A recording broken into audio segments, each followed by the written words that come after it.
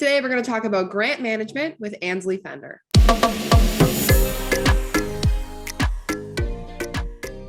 Hello, and welcome to Driven's Fundraising Superheroes podcast. I'm your host, Sabrina Shishante, and as an innovator in nonprofit technology, our team at Driven is determined to help you unlock your true fundraising potential. We specialize in donor, volunteer, and member management, and we'd love to help you out with your goals for 2022. Give us a visit at trustdriven.com to learn more. A lot of work goes into managing your grants. Not only are you dealing with the application process, but there's a ton of information, expenses, and timelines to keep track of, and it can get really overwhelming, especially if your team is working out of Excel sheets or if you don't have the staff or capacity dedicated to grant management. Ansley Fender is the founder and CEO of Atlas Solutions. Atlas's software is the first industry-agnostic platform for end-to-end management of grant and contract funding.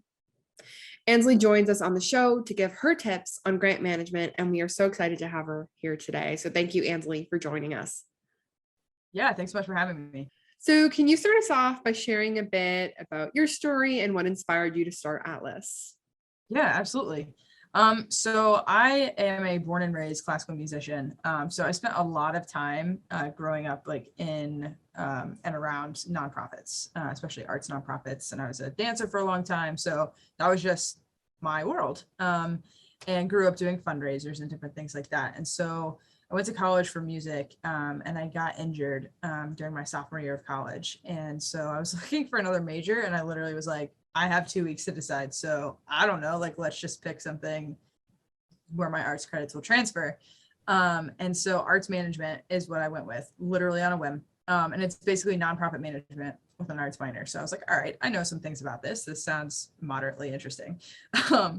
And yeah, I loved it. But I, for many reasons, I didn't want to work inside a nonprofit. It's just, they're just always so understaffed, and it's just like go all the time. And I was like, that is a recipe for burnout for me. Like, I know myself well enough to know that I cannot do. And so I went to grad school for public finance, and actually had my first child in grad school accidentally, and was staying home with her, and was just literally just like looking for something to do, and started talking to some nonprofits in the town that I live in. And they were like, yeah, we always need help with financial services. There's a severe lack of financial services. So I was like, all right, well, I guess I'll just be an accidental entrepreneur, and started doing bookkeeping and financial consulting for nonprofits. And it just kind of exploded from there. And I started doing a lot of work with grant management. And that's where I started to realize how time consuming and difficult it is. And really, I just kind of got sick of how manual it was. It was like, there's so much work going into like just trying to do good. Like, that's why does this feel like a hindrance to the mission? And so it kind of all came to a head with one particular client that missed a deadline that cost them like $50,000. And it was just like, it's just a reimbursement. They already spent the money, and they just missed this deadline because they literally had 25 other grants to report on. And so they lost out on 50 grand, which is absurd. And so I basically decided, I'm not finding anything that meets the need in the way that I want it met.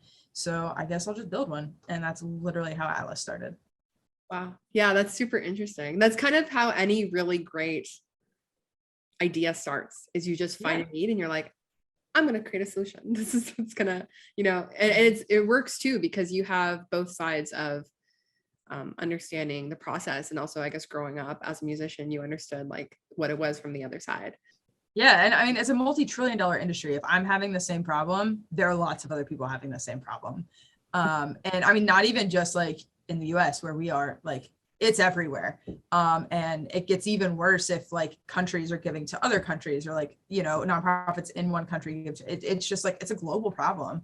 And why should it be so hard to help fill such an important need? You touched on this a little bit in your introduction, but what are the biggest issues you've seen when it comes to how nonprofits have been managing their grants? I know that just capacity in itself is a huge issue, but is there anything specific that you've noticed? Yeah, so grant management costs an average of 20% of the funding. Like right out the door, 20% is just going straight to admin. And usually that's because it's such a manual process. So grant information is being kept in spreadsheets, individual cloud storage accounts, individual local drives, pen and paper, various other tools. And so you get these information silos that make it really difficult to pull this information when you need it, and you need it all the time. So like for reporting, finding other grants, like just understanding what's going on with, you know, your grant portfolio, you have to do it every single time. Or, and this was especially bad during COVID, you have a gatekeeper of this information. So if you're all of a sudden not in person, or, you know, like everything about how you've ever worked gets thrown into a tizzy, you don't know where to access this information anymore. Obviously, we don't live in COVID times all the time, hopefully, but things like turnover, maternity leave, like those are common everyday things. And so that's really the problem. And I don't think it's an issue with grant funders or recipients at all. It's just that that's how they've always done it, because no one has really come up with a solution that's affordable and actually solves the problem. So they just go back to what's easiest, which is these information silos. Yeah, and that's one of the greatest things about Atlas, is that it's really closing that gap between funders and the grant applicants. Can you explain why this really is so important? I mean, you touched on it again with the incredible expense that admin has. How can nonprofits benefit from centralizing their application process into just one place? Yeah, so the biggest thing is time saving. So funders have information that recipients need, and vice versa. So why are you entering that information twice? So I guess this is more on like the tracking and reporting side, so a little bit more like post award. But if I'm putting in the grant name, amount, budget as the funder, why does my recipient then need to enter that exact same information? Like with Atlas, I enter it, it gets pushed to the opposite side. And as a recipient, why do I need to manually submit a report? If I'm, you know, categorizing my financial transactions and that's updating my budget versus actual, why can't I just push that to the funder side and they can just look at it in real time? Moving back toward like the procurement side, the application side, the more funders are connected with their recipients, the more equitable the process is. And you know, large organizations can't monopolize funding just because they have more clout. And so, you know, really finding who is the most efficient and effective at using this money. Is it really like the Goodwills and Habitat for Humanities of the world? Maybe, I don't know, because the smaller organizations are just not getting the funding that they need to be able to reach a bigger size and have a bigger impact. And so I think just bringing both of those sides together really helps the funders understand who's actually out there on the recipient side, but it also puts them closer to the problem. It's really easy to sit in your chair and be like, oh, here's a very two-dimensional application. Of course, these people look better. Well, they had a professional grant writer. They've been around for 15 years. They have, you know, 50 full-time employees versus this other one who a brand new grant manager wrote their very first grant application. They're super efficient, but they're very small. They have one full-time person. Like, you cannot adequately compare those two on a piece of paper. So the closer you are to what they do and seeing, you know, the impact, not just their answers to questions, makes a huge difference in how money is allocated. Yeah, you're right. There really is no comparison with a really big organization and one that is probably a few years in or just starting out. And it's not fair. It really isn't fair. No, it really isn't. Yeah, because you're not only expected to apply for this grant, maintain the grant, report to the grant, but you also, that person probably has another job. They're probably the marketing manager or the accounting manager, or maybe they're the CEO. So it is really, really hard if you don't have the right tools, or even if you don't have the right knowledge or experience to apply to grants and get the funding you need to then, you know, do your work and then apply to more grants. And it's just like, yeah, it's just a cycle. Yeah, for sure. And it just gets worse and worse as you go. Like, it's basically putting professional authors against like high school sophomores. Like, what? That's not, who's to say one is better than the other at what they do? They just, one writes better as a professional grant writer who's done this for 20 years than, you know, a brand new one. So yeah, I totally agree. And grants are complex, they need time and effort to manage appropriately, like we've been saying. But how close should the grant writing and the finance team be throughout the process? A lot of my research has been, people usually connect at the end or the middle to the end of the grant stage to say, okay, if we don't get this grant, how are we going to make up this money? Or do we have enough money to pay for this and this? But how can they communicate to ensure that they are sustainably approaching grants throughout the process?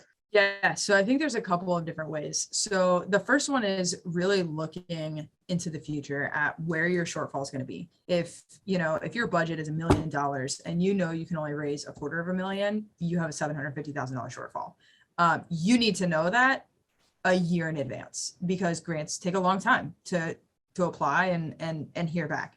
So that's the first way, is they should be constantly communicating on how are we sticking to our budget versus actual, if we have a new program we want to do, how are we going to get this money? That's super, super important.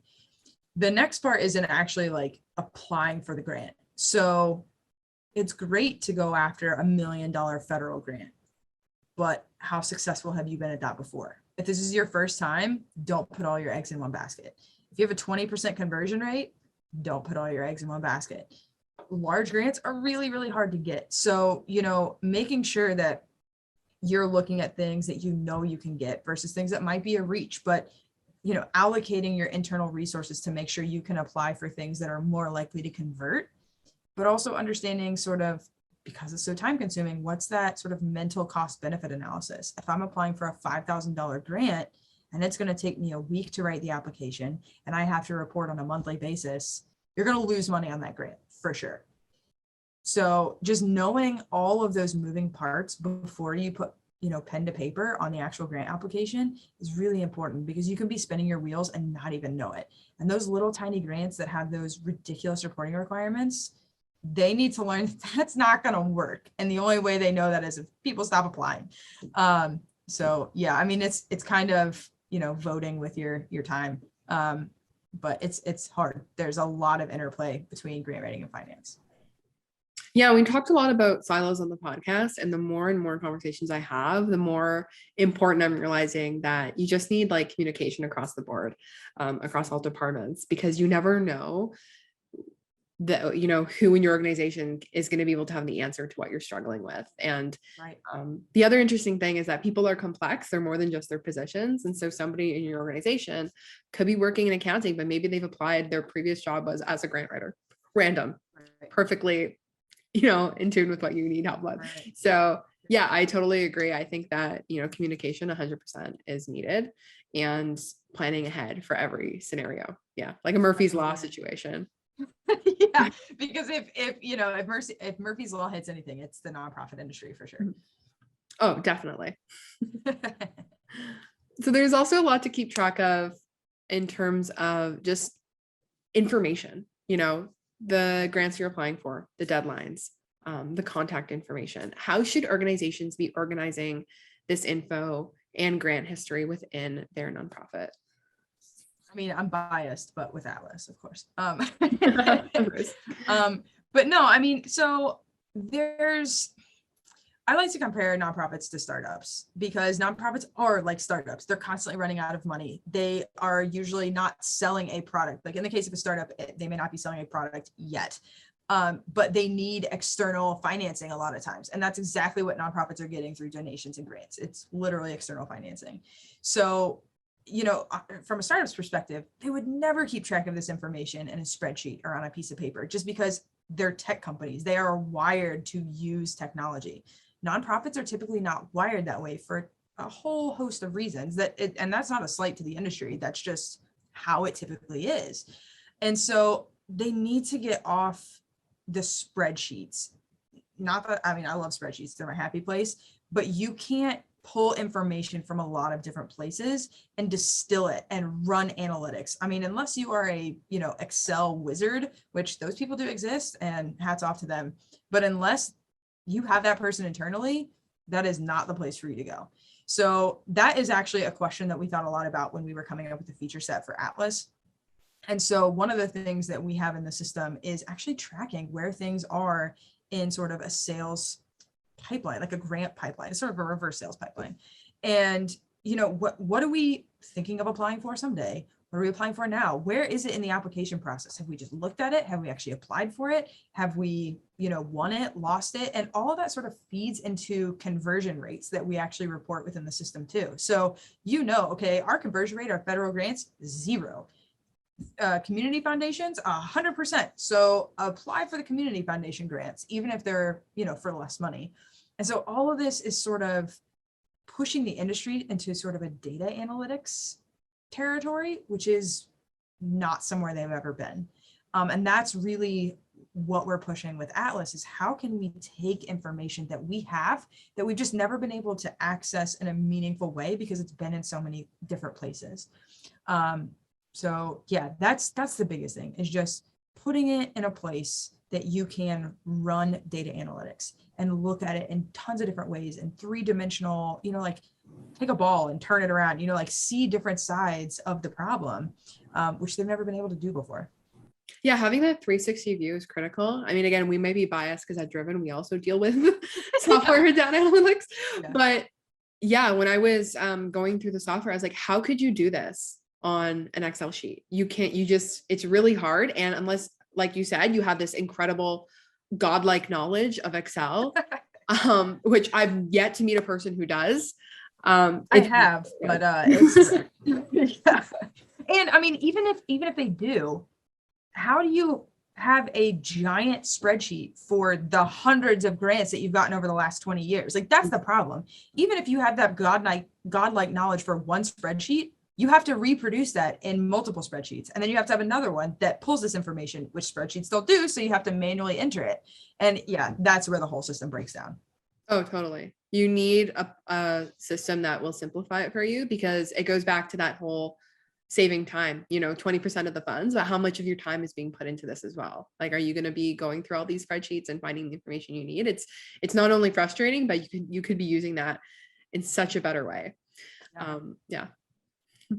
So before we go today, if you had one final word of advice for nonprofits on how to approach grants in 2022, what would it be?